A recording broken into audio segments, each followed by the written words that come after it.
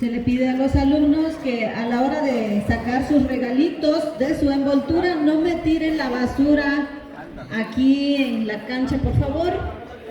Recuerden que vamos a mantener limpio este espacio porque vamos a festejar a las mamás y queremos que se mantenga la limpieza. Entonces, alumnos, no tirar basura, por favor.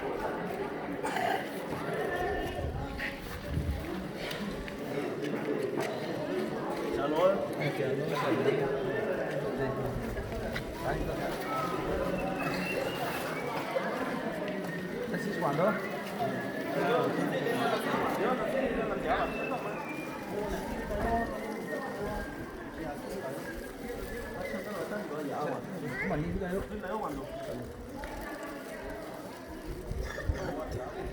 No,